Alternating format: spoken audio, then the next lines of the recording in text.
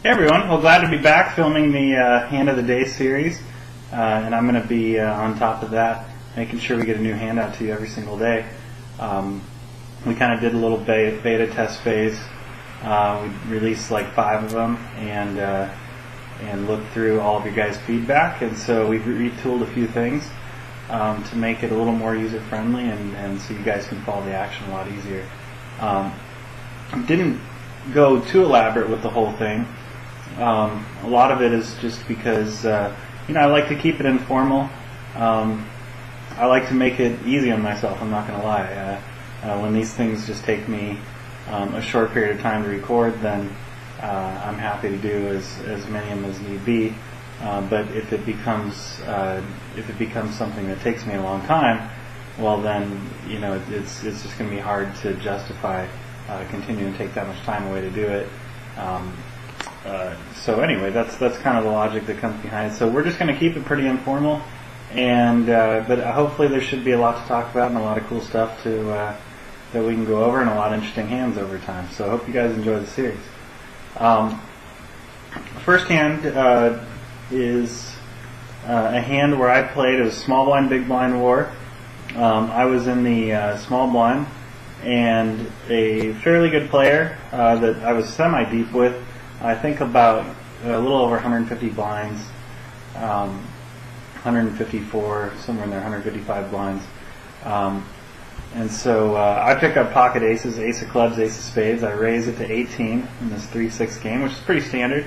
I get 3-bet to 54, and I decide to make kind of a smallish 4-bet just because my hand's so strong. I don't mind the action, even out of position. So I make it 108.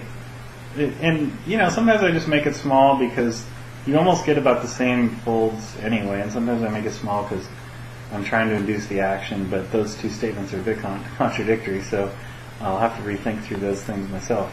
But I don't mind making a kind of a small 4-bet there and kind of enticing somebody to play back at me.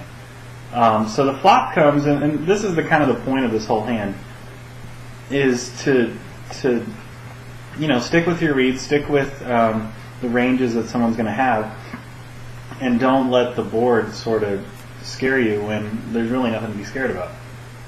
And so the flop comes 4, 5, 6 with 2 clubs. So I have the backdoor nut flush draw and pocket aces still, of course. And the flop can scare a lot of people, and a lot of people think oh man, it'd be hard to get it in good on this board, or what have you.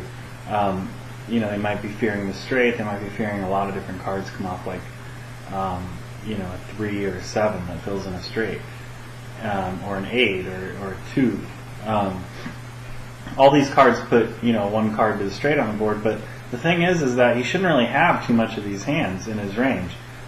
He wasn't super loose to where he might just call my 4-bet because it was small with any 2 type of situation. I thought he pretty clearly had a at the very least a Jack 10, Queen Jack, King Queen type suited hand, like a suited connect, like Broadway suited connector, or he would have just a big pair, or Ace Queen, Ace King, stuff like that. Maybe he wasn't looking to put the money in pre-flop in, or risk getting the money in pre-flop. So when the flop comes 4, 5, 6, it's pretty easy for a lot of people to get scared, but there's really no reason to. And so I decided that I'm just going to value bet it the whole way. I'm actually more scared of cards like queens and jacks because they might give him a set. So 10s, queens, and jacks, stuff like that. I'm actually more afraid of that than like a 7.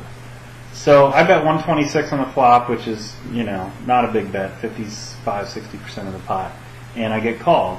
And where it starts to get a little more interesting, and the point of this hand, is the 3 on the turn. I'm just not worried about him making a straight. I'm just not, and I'm never going to give him credit for that, because he might actually mistakenly try and rep those hands by making a play at me at some point in the hand. He might just float with Queen Jack suited on that board, hoping maybe it goes 4 to a straight, also, or he could catch top pair, obviously, but that it goes 4 to a straight. and then maybe he would look to represent it later. I don't know if that's his thought process, but it might be.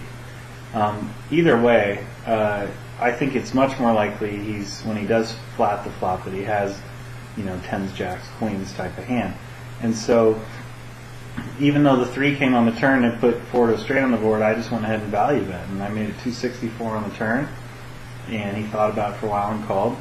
And the river I didn't like, which was a queen of diamonds. Worse off would have been a queen of clubs to me, because then it would have filled in the flush. He could have flush draws, jack 10 of clubs, stuff like that on the flop.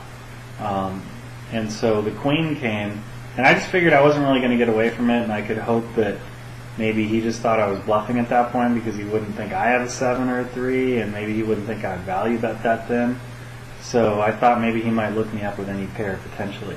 So I jammed the river, and he quickly called, and he showed king of clubs, queen of clubs. So he did have a flush draw, and he made top pair on the river, and it looks like that card earned me some more money. So anyway, semi-interesting hand. Maybe a lot of you play it the same way, but maybe a lot of you don't. Maybe a lot of you get scared that there's 4 to straight on the board, and may not try and get that bit of value. But as you can see, I got over 100 big blinds after the board got really ugly, and maybe the me from 3 or 4 years ago might have missed that value, but I just have learned from just playing more and understanding things that it's just very unlikely that he's going to have a straight on that board, and so I just went ahead and tried to get value.